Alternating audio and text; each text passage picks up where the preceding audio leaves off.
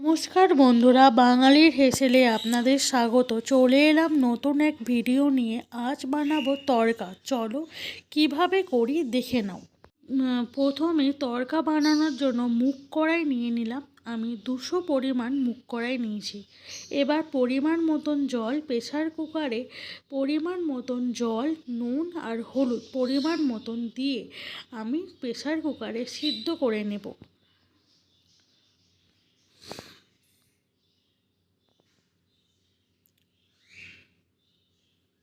Pressure কুকারে আমি 4 থেকে 5টা সিটি দিলেই কিন্তু ভালোভাবে সিদ্ধ হয়ে যাবে।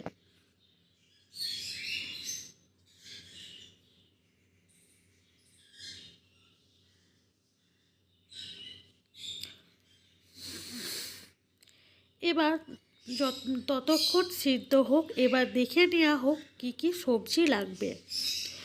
যে যেরকম ঝাল খাবে, কয়েকটা কাঁচা লঙ্কা নিয়েছি, আর একটা মাঝারি আকারের টমেটো, একটা আদা টুকরো, আর কয়েকটা রসুন, একটা বড় সাইজের পেঁয়াজ।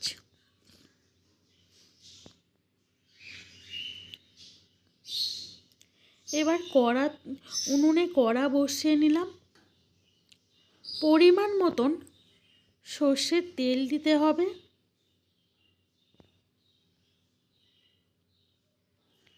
তেল গরম হবার জন্য অপেক্ষা করতে হবে। গরম হয়ে গেছে। এবার পেঁয়াজ দিয়ে দিতে হবে।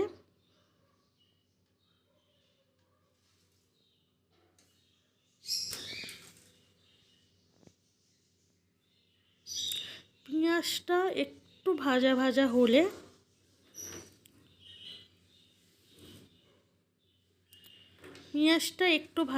হলে টমেটোগুলো দিয়ে দিতে হবে।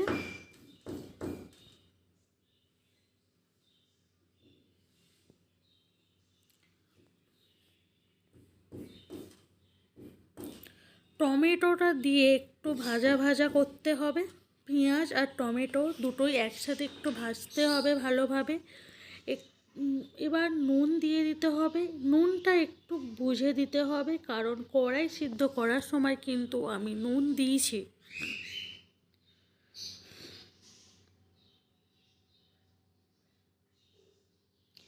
এরপর একটা গোটা ডিম আমি ভেঙে ফেটিয়ে নেব।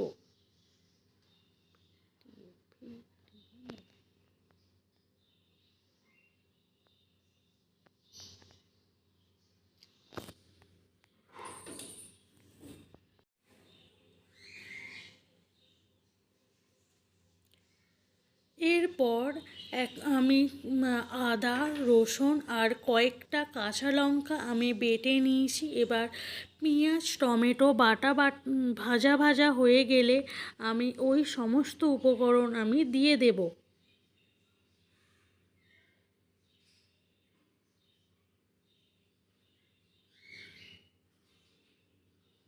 এরপর আমি গ্যাসের ফ্লেম আমি আস্তে দিয়ে দিলাম।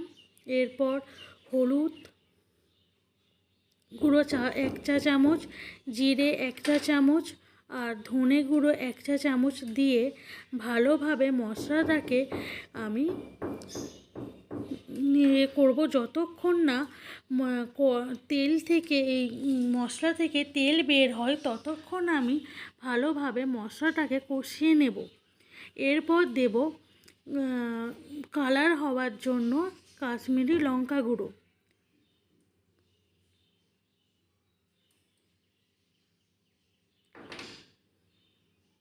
এরপর কড়া থেকে তেল বের হচ্ছে। এরপর ফেটিয়ে রাখা ডিম আমি দিয়ে দেব।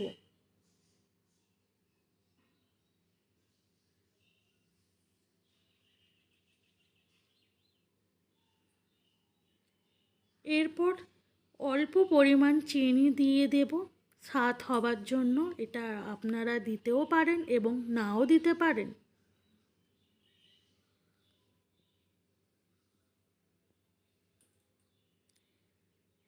এরপর দেখে নেব, একটু নাড়তে হবে। এরপর দেখে নিতে হবে প্রেসার কুকারে কড়াইটা ঠিকঠাক সিদ্ধ হলো কি না। আমার প্রেসার কুকারে কড়াইটা ভালোভাবেই সিদ্ধ হয়ে গেছে।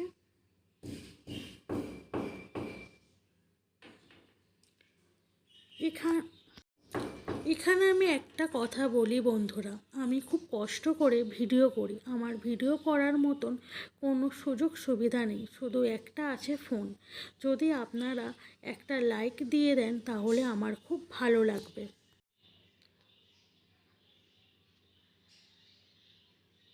ভালোভাবে কড়াইটা সিদ্ধ হয়েছে, আমি একটু হাত দিয়ে আপনাদের দেখালাম। এরপর কড়াইগুলো সব দিয়ে দিলাম, দিয়ে মশলা আর কড়াই ভালোভাবে মিশিয়ে নিতে হবে।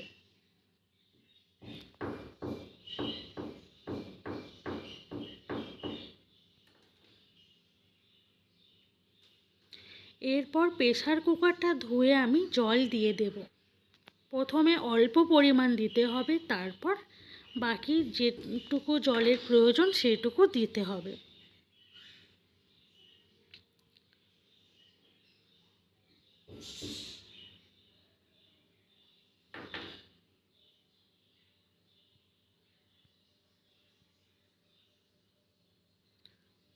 আমি এবার বাকি জলটা দিয়ে দেব।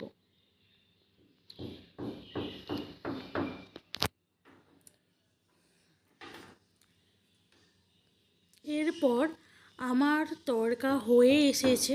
10 মিনিট পর দেখব তড়কা হয়ে এসেছে। এবার খুব বেশি গাঢ় হবে না, খুব বেশি ঘন জলও হবে না, মিডিয়াম থাকবে। এরপর 1/2 চামচ আমি বাটার দিয়ে দেব।